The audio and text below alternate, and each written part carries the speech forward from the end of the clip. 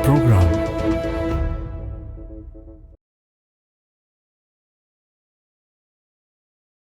പ്രിയപ്പെട്ടവരെ, നമസ്തേ.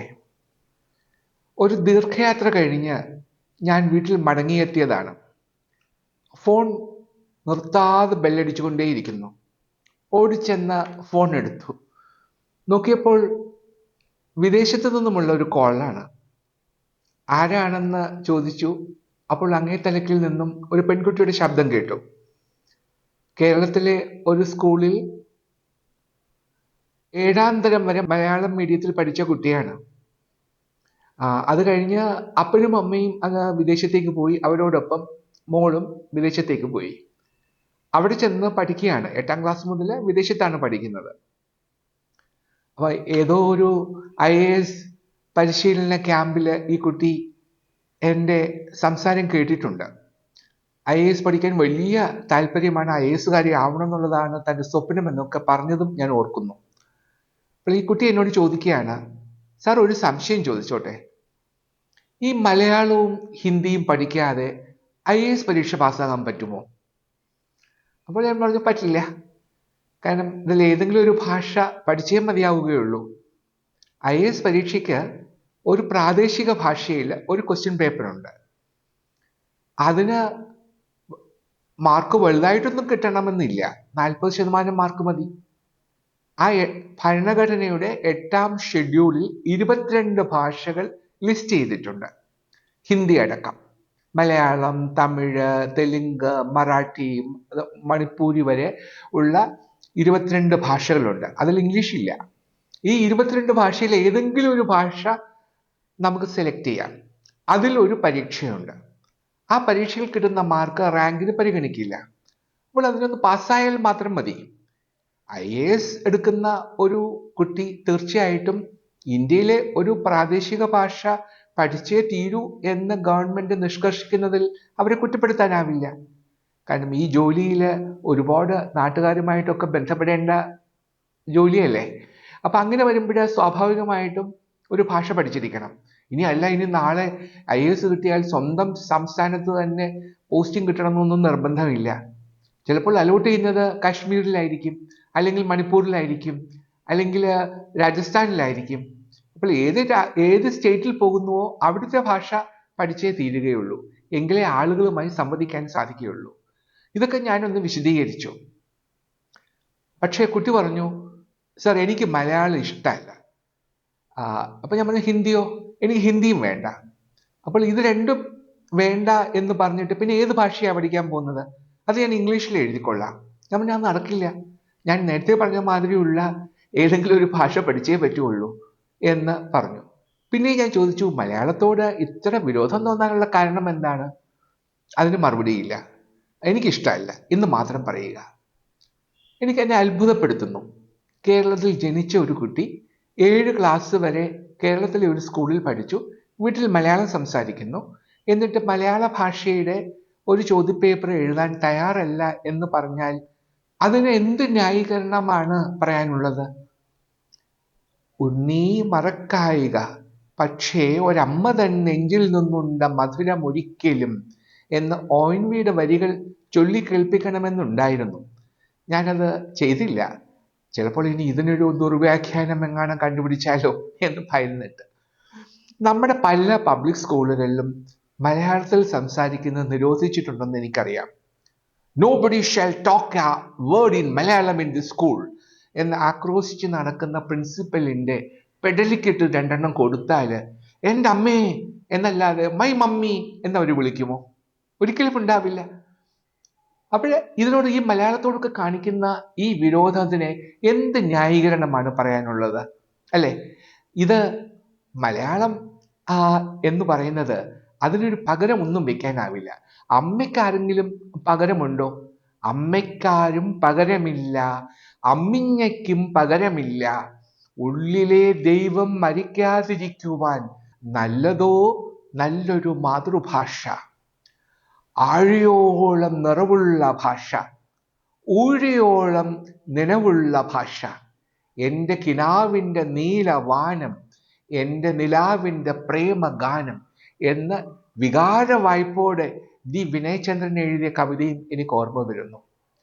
നമ്മൾ മനസ്സിലാക്കേണ്ട ഒരു കാര്യമുണ്ട്.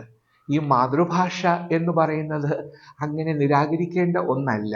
നോക്കൂ, ജപ്പാന്, റഷ്യ, ചൈന, അല്ലെങ്കിൽ ഫ്രാൻസ്, ജർമ്മനി, ഏത് രാജ്യത്തിൽ പോയാലും അവരെല്ലാം അവരുടെ മാതൃഭാഷയിലാണ് സംസാരിക്കുന്നത്. നമ്മുടെ പ്രധാനമന്ത്രി ഈ രാജ്യങ്ങളിലൊക്കെ പോകുമ്പോൾ അവരുടെ പ്രധാനമന്ത്രിയുമായി സംസാരിക്കുമ്പോൾ കാണാം പുറകിൽ ഒരാളിരിപ്പുണ്ട്, അതിൽ ട്രാൻസ്ലേറ്ററാണ്. അപ്പൊ ചൈനീസ് പ്രൈം മിനിസ്റ്റർ ചൈനീസ് ഭാഷയിൽ പറയുമ്പോൾ ട്രാൻസ്ലേറ്റർ അത് ഹിന്ദിയിലോ ഇംഗ്ലീഷിലോ ട്രാൻസ്ലേറ്റ് ചെയ്യും. ഇതാണ് ചെയ്യുന്നത്. നാളെ നമ്മൾ ഈ രാജ്യങ്ങളിൽ പോയാലും അവിടെ എല്ലാം ഈ ഭാഷയുടെ അത്യാവശ്യം ചില കാര്യങ്ങളെങ്കിലും പറഞ്ഞ് മനസ്സിലാക്കണം. ഞാൻ ഇപ്പോഴും ഓർക്കുന്നുണ്ട്, ജപ്പാനിൽ ഞാൻ 87 പോയപ്പോൾ അവിടെ ജാപ്പനീസ് ഭാഷ മാത്രമേ കൈകാര്യം ചെയ്യുന്നുള്ളൂ. അപ്പോൾ ഞാൻ ഇംഗ്ലീഷിൽ പറഞ്ഞു കഴിഞ്ഞാൽ ഉടൻ തന്നെ അവര് നിഘണ്ടു, ചെറിയ കയ്യിൽ പോക്കറ്റ് ഡിക്ഷണറി ഉണ്ട്, അതെടുത്ത് നോക്കും. എന്നിട്ട് ഞാൻ അതിൽ ചൂണ്ടി കാണിച്ചു കൊടുക്കണം, ഇതാണ് ഞാൻ പറഞ്ഞതിന്റെ അർത്ഥം എന്ന്. അങ്ങനെയൊക്കെ ഭാഷയോട് എന്തൊരു ആവേശമാണ്, എന്തൊരു സ്നേഹമാണ്, എന്തൊരു അഭിനിവേശമാണ് അവർ കാണിക്കുന്നത്.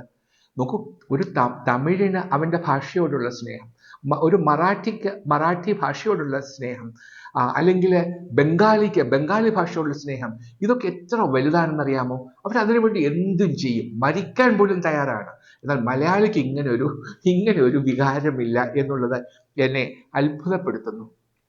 മാതൃഭാഷ നമ്മുടെ സംസ്കാരത്തിന്റെ വ്യക്തിത്വത്തെയാണ് കാണിക്കുന്നത്. നമ്മുടെ പൈതൃകത്തിന്റെ നിദർശനമാണത്. അത് കുടുംബത്തിലോട് നമ്മൾ സംസാരിക്കുന്നത് നമ്മുടെ മാതൃഭാഷയിലല്ലേ? നമ്മുടെ വിദ്യാഭ്യാസത്തിന്റെ അടിസ്ഥാനം എന്ന് പറയുന്നത് മാതൃഭാഷയാണ്. ജപ്പാനില് ശാസ്ത്ര സാങ്കേതിക വിദ്യ പഠിപ്പിക്കുമ്പോൾ സ്കൂൾ തലത്തിൽ അവർ ജാപ്പനീസ് ഭാഷയിലാണ് പറഞ്ഞു കൊടുക്കുന്നത്. വലിയ ടെക്നിക്കൽ വാക്കുകൾ പോലും ജാപ്പനീസ് ഭാഷയിൽ പറഞ്ഞു കൊടുക്കും. അപ്പോഴാണ് അവരത് ഹൃദയസ്ഥമാക്കുന്നത്. പിന്നീടാണ് അത് ഇംഗ്ലീഷിലും മറ്റു ഭാഷയിലും ഒക്കെ പറഞ്ഞ് മനസ്സിലാക്കുന്നത്. ഇതെന്തുകൊണ്ട് നമുക്കാക്കി ആയിക്കൂടാ? നമ്മൾ പണ്ട്, ഞാൻ ഇപ്പോഴും ഓർക്കുന്നത്, MP പോളിന്റെ ലേഖനത്തിൽ പറയുന്നുണ്ട്, ഐഡിയാസ് എക്സ്പ്രസ് ചെയ്യാൻ ഡിഫിക്കൽറ്റി ആണ് സർ എന്ന് പറയും. ഐഡിയാസ് എക്സ്പ്രസ് ചെയ്യാൻ ഡിഫിക്കൽറ്റി, ഇത് ഒരു വാക്ക് പറഞ്ഞപ്പോൾ തന്നെ എത്ര ഇംഗ്ലീഷ് വാക്കുകളായി. അപ്പോൾ ഇംഗ്ലീഷ് ഭാഷ ഉപയോഗിച്ചുകൂടാന്നല്ല, നമ്മൾ മലയാളത്തിൽ പറയുമ്പോൾ സ്വാഭാവികമായിട്ട് കുറെ ഇംഗ്ലീഷ് പദങ്ങളൊക്കെ വന്നു പോകും. അതൊന്നും കാര്യമാക്കണ്ട. അത് മലയാളത്തിൽ പറയുന്നത് മലയാളത്തിൽ തന്നെ പറയണം.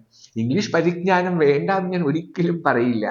IAS പരീക്ഷ അല്ലെങ്കിൽ ഏത് കോമ്പറ്റേറ്റീവ് എക്സാം വിജയിക്കണമെങ്കിലും അത് ഇംഗ്ലീഷ് ഭാഷ കൂടിയേ മതിയാവുകയുള്ളൂ. അതിന്റെ പരിജ്ഞാനം ഉണ്ടാകാൻ വേണ്ടിയിട്ട് മലയാളത്തെ തള്ളിക്കളയണമെന്ന് പറയുന്നതിനോടാണ് എനിക്ക് വിയോജിപ്പ്. ഞാൻ കേരള സർക്കാരിന്റെ ഭാഷാ വകുപ്പിന്റെ സെക്രട്ടറി ആയിരുന്നു. അന്നാണ് ഞാനൊരു തീരുമാനമെടുത്തത്, ഗവൺമെന്റിന്റെ എല്ലാ ഉത്തരവുകളും മലയാളത്തിൽ ഇറക്കണമെന്ന്. എന്തൊരു എതിർപ്പായിരുന്നു. കാരണം പ്രത്യേകിച്ചും ഉത്തരേന്ത്യൻ സംസ്ഥാനത്തു നിന്ന് വരുന്ന ഉദ്യോഗസ്ഥരുടെ എതിർപ്പായിരുന്നു കൂടുതൽ. അവർ പറഞ്ഞത് ഞങ്ങൾക്ക് ഇത് മലയാളം ഒന്നും അറിഞ്ഞുകൂടാ. അത് പറഞ്ഞാൽ പറ്റില്ല. ഞാൻ പറഞ്ഞു മലയാളത്തിൽ എഴുതിയേ പറ്റുള്ളൂ, മലയാളത്തിൽ എഴുതി അപ്രൂവ് ചെയ്ത് തരണം, അല്ലാതെ പറ്റില്ല. അങ്ങനെ മലയാളത്തിൽ ഉത്തരവുകൾ വന്നപ്പോഴത്തേക്ക് എന്തൊരു വ്യത്യാസമായിരുന്നു. സാധാരണക്കാരന് മനസ്സിലാകും എന്താണ് ഗവൺമെന്റ് ചെയ്യുന്നത് എന്ന്. ഇതേപോലെ നമ്മുടെ കോടതി ഭാഷയും മലയാളത്തിലാക്കണം. സാധാരണഗതിയിൽ അവിടെ ചെന്നാൽ പിന്നെ ഇംഗ്ലീഷിലാണ് കൈകാര്യം ചെയ്യുന്നത്. എവിടെ ചെന്നാലും യുവർ ഓണർ വിളികളും പിന്നെ ഇംഗ്ലീഷിൽ പറഞ്ഞ് ഫലിപ്പിക്കാൻ വേണ്ടി വക്കീലന്മാർ കിടന്ന് പാടുപെടുന്നതുമൊക്കെ ഞാൻ കണ്ടിട്ടുണ്ട്. അതിനെക്കുറിച്ചൊക്കെ പറയാൻ തുടങ്ങിയാൽ അവസാനിപ്പിക്കാൻ പറ്റില്ല. ഇതിനൊക്കെ വല്ല ആവശ്യമുണ്ടോ? ശുദ്ധ മലയാളത്തിൽ എന്ന് പറഞ്ഞാൽ പോരെ. ബഹുമാനപ്പെട്ട കോടതിയോട് ഇതാണ് എനിക്ക് ബോധിപ്പിക്കാനുള്ളത് എന്ന് പറഞ്ഞാൽ എന്താണ് കുഴപ്പം? അതിന്റെ ഉത്തരവ് മലയാളത്തിൽ എഴുതിയാൽ എന്താണ് കുഴപ്പം? ഇത് നമ്മൾ മനസ്സിലാക്കണം. ഇത് നമ്മുടെ ഭാഷ എന്ന് പറയുന്നത് നമ്മുടെ ആത്മാവിൽ പറ്റിപ്പിടിച്ച ഒന്നാണ്. അതുകൊണ്ടാണ് അക്കിത്തം എഴുതിയത്, ആത്മാവിൽ പറ്റിപ്പിടിച്ച ഭാഷ സശ്രദ്ധം അഭ്യസിച്ചാൽ മതി, വിശ്വം മുഴുവനും കൈപ്പിടിയിൽ എത്തും എന്ന്. ഇതാണ് നമ്മൾ കുട്ടികളോട് പറഞ്ഞു കൊടുക്കേണ്ടത്. വിശ്വം മുഴുവനും കൈപ്പിടിയിൽ എത്തിക്കണമെങ്കിൽ അതിനുള്ള ഏറ്റവും നല്ല മാർഗം മാതൃഭാഷ സശ്രദ്ധം പഠിക്കുക എന്നുള്ളതാണ്. അതിനോട് വിരോധം കാണിക്കാൻ പാടില്ല. മറ്റുള്ള ഭാഷകൾ കേവലം ധാത്രിമാർ, മർത്യന് പെറ്റമ്മതൻ ഭാഷതാൻ. മറ്റുള്ള ഭാഷകളൊക്കെ ധാത്രിമാരാണ്, പോറ്റമ്മയാണ്. പക്ഷേ പെറ്റമ്മ എന്ന് പറയുന്നത് നമ്മുടെ ഭാഷയാണ്. അതിനെ നിരാകരിക്കാൻ പാടില്ല, അത് പഠിക്കരുതെന്ന് പറയാൻ പാടില്ല. അതിന് വേണ്ടുന്ന പ്രോത്സാഹനങ്ങൾ രക്ഷകർത്താക്കൾ എന്ന നിലയ്ക്ക് ടീച്ചർമാര് കുട്ടികൾക്ക് പകർന്നു കൊടുക്കുക തന്നെ വേണം. അതിൽ ഒരു കോംപ്രമൈസ് ഇല്ല. ഇതാണ് എനിക്ക് ഇന്ന് നിങ്ങളോട് പറയാനുള്ളത്. അടുത്ത ആഴ്ച നമുക്ക് വീണ്ടും കാണാം. Hello, dear students. I hope you are enjoying the classes of Bhaavika. Now that we have reached halfway through, we intend to make an assessment of what you have gathered from these classes. There is going to be a simple test sometime in the midweek of December this year to make an assessment of what you have gathered. And this will be evaluated digitally. Don't worry, this is going to be great fun. It's not going to be like your ordinary exams. Of course, our questions will be based on yoga, communicative English, then general awareness, maths, and of course, soft skills. The best performers, mind you, 1,000 best performers will be given scholarships of rupees 1,000 each. So make use of this opportunity and start preparing for the test. Okay? Good luck.